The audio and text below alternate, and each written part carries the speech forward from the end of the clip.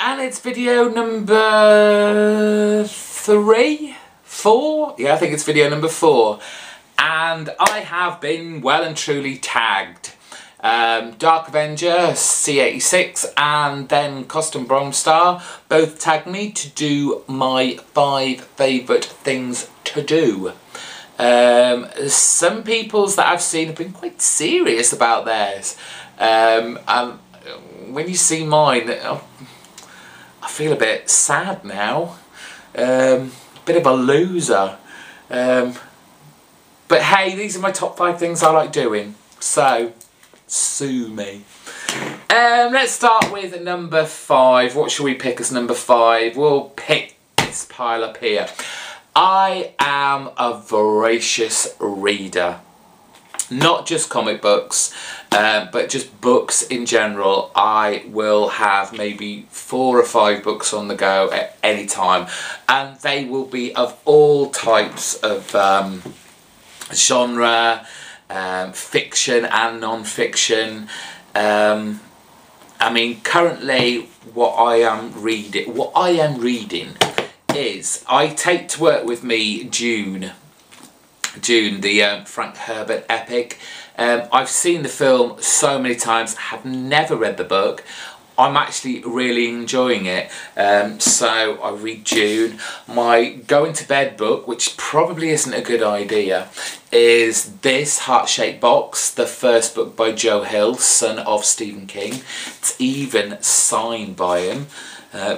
I have the 854th of 1,300 signed copy of this book. I have tried to start this book many a time, but kind of it's been left behind, so I've had to keep restarting it. But that's my bedtime book. Let's see, I've just finished reading The Horror of the Horror. People have already seen this probably from my video back in September, which was a birthday present. Loved this, great insight into all the old comics from, the old horror comics from the 50s. Just a fantastic read and an insight, and just the covers that they have in here and the full strips, comic strips that they have reprinted in here. It's just brilliant, and anybody who's interested at all in kind of the old horror genre, this is a must pick up. You must get this. It's just a fascinating read, and the guy who writes it has really thought about what he wanted to say, and it reflects everything that was going on in the time as well. But let's not go into that now. Also, I'm taking my time with this because it is just such a lush book, and that's Kirby, King of Comics. Basically the story of his life, reprinting a lot of his artwork, quite a few of his strips in here, and obviously oversized. It's gorgeous. Just recently, I think I might have shown this already, Marvel, 5 Fabulous Decades of the World's Greatest Comics, which is, it's basically a history of Marvel. It has lots of profiles of characters in here, lots of kind of covers of issues and pages from it, and it looks like it's going to be really good, so I'm going to enjoy starting reading now. I love reading autobiographies. One of my favourite autobiographies of all time is If Chins Could Kill by Bruce Campbell, Confessions of a B-Movie Actor. It's such a hilarious read. I laughed all the way through this. This guy has been through the mill trying to get work. He really has. And this book shows his love, his passion, his commitment to his art. People do think he's just this funny guy from the Evil Dead movies, but he's so much more, and this book really does show him off to, I mean, okay, he's written it, he's going to show himself in a pretty good light, but it's brilliant. I think only my British viewers will know this guy, and they probably turn their nose up at him, but Chris Evans' first autobiography, honestly, the guy, you may hate him. For those in America, Chris Evans is a kind of, I suppose you'd call him a media mogul now. He started off as a DJ, a Radio 1 DJ, and then got TV series, and he made millions and millions, and basically just threw it all away and everyone ended up hating him, and this is kind of his rise to fame when he was really big and famous and dating lots of celebrities, pop stars and stuff. But you know what I got most out of this was it was incredibly inspirational, especially, strangely enough, for my YouTube channel. Very good read. And also, Americans might know this guy, Stephen Fry. He's one of our English gents, very intelligent man, hilarious read this. This is his first autobiography, he has another one, but that's his beginning, his younger years, and it's just a fantastic read. One of my favourite authors, I can't believe I'm still on 5 and I've not even gotten to any others and I'm already 5 minutes in, but quickly, James Frey. Yeah, okay, lots of controversy about how real and how factual these books actually were. I didn't give a shit. Sorry, I swore, but I don't care. These are 2 of the best books. This one especially, A Million Little Pieces, is probably the book I've read the most over the last 4 or 5 years. I will reread and reread this. The first time I read both of these books, the other one's My Friend Leonard, I'm not ashamed to say I cried like a baby at the end of both of them. Love them. So yeah, 5 books reading, voracious reader. Number 4, I guess that would be my 2 consoles. Gaming. You know, I think it goes hand in hand with being a bit of a comic book nerd. At least for the younger kind of generation. I've just recently, because my Xbox broke and it's been gathering dust in the corner of the room for so long, it probably costs just as much to fix it as to buy a new one.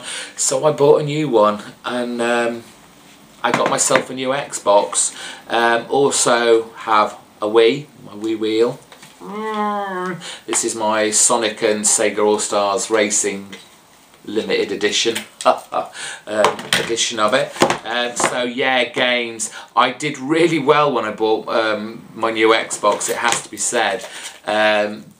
Buying just the console itself, I got Batman Arkham City free with it. And it is a great game, gentlemen and ladies, sorry. It's a fantastic game. As soon as I finish this videos, I'm going back to play it. It's just so addictive. It's so immersive. Love it. The game I actually wanted to buy, or which I'd seen, was Rise of Nightmares. It's a Kinect game. You basically beat up lots of zombies, having loads of fun with that. So I was going to buy that anyway, but this was a buy one get one free deal, so I ended up getting this, which I haven't played yet. It's still in its wrapping, The Gunstringer. It looks like a whole lot of fun, so I'm looking forward to playing that. I've got Left 4 Dead 2 there, which I've had for ages. Love a good shoot 'em up, and if you're shooting up zombies, all the better. Obviously, you can't have a Wii without having Mario Kart. Come on now.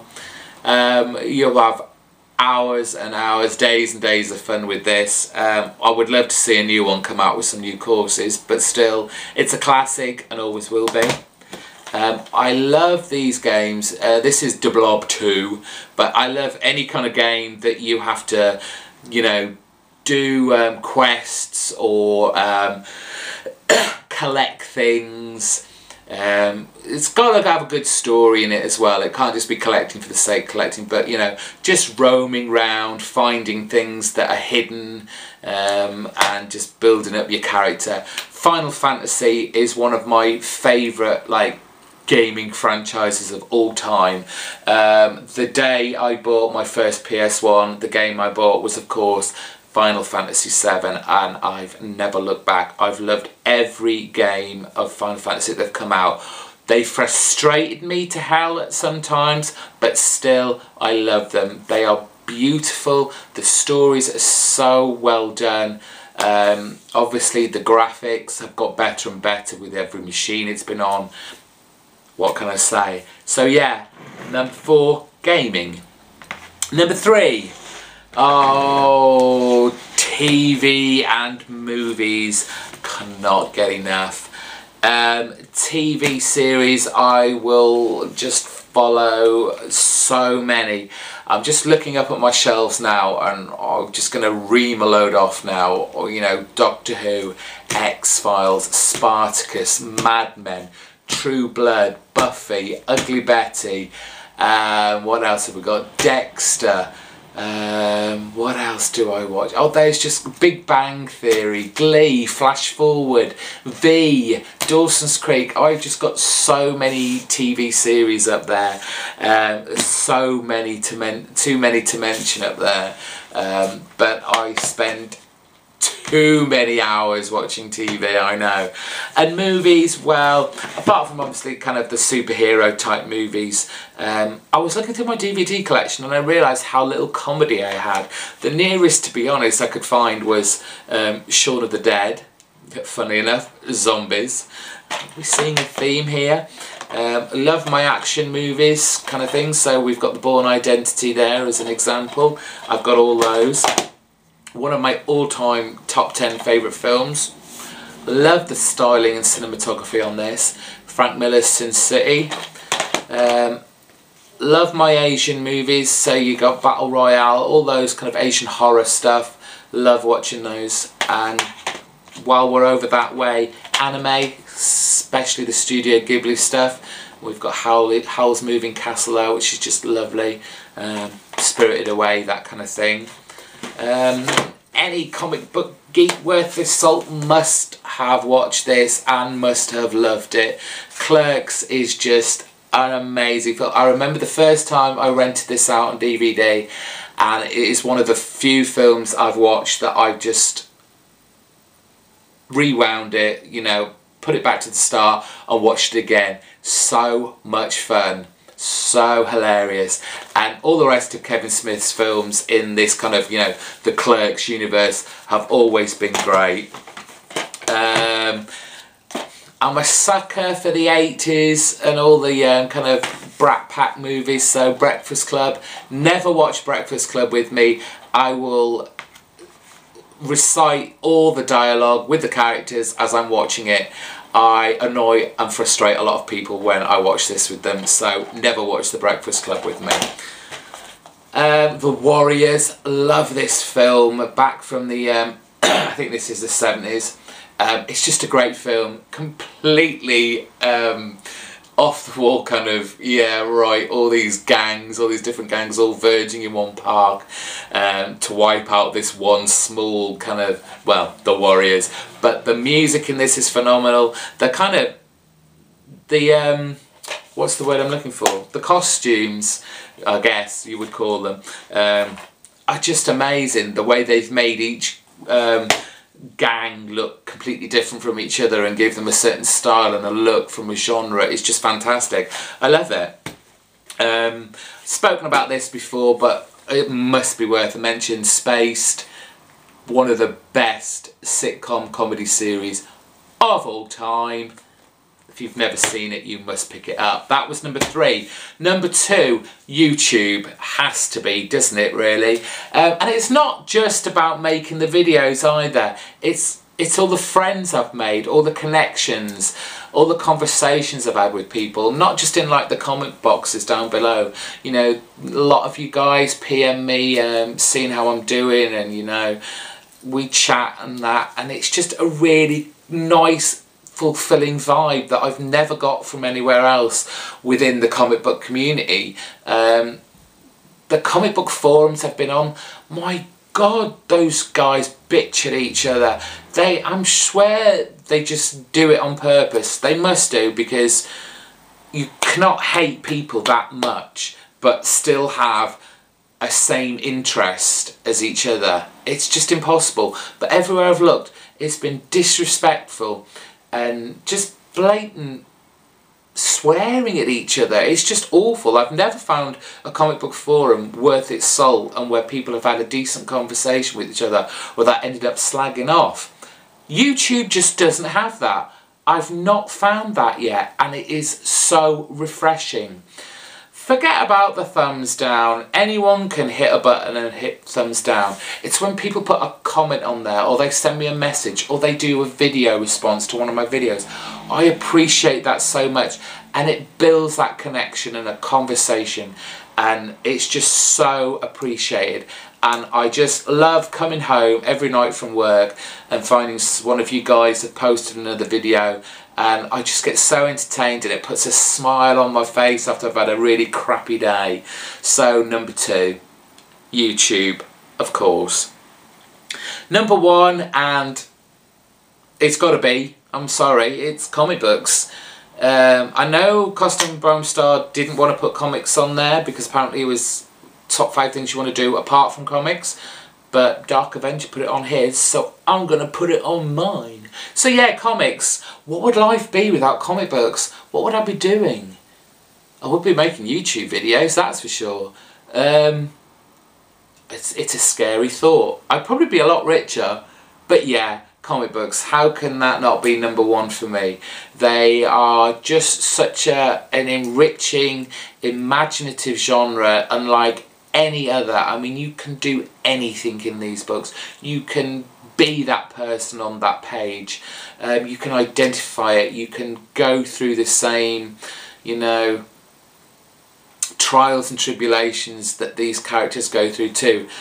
You don't need to have flowing cape on your back. You don't need to have a mask over your face. Underneath most of those masks, all these people are just ordinary people like you and me, and you know, they have their normal lives, and we identify with that, and we want to be them. So yeah, comic books. I'm glad I got back into them, very much so. And that is my top 5. I hope that was good enough for you guys. I'm sorry it took so long. I really don't know who to tag on this because I've seen so many names flying about. So if you've watched this to the end, well done you. And go and do a video if you've not already been tagged. You don't need to be tagged. Just do it.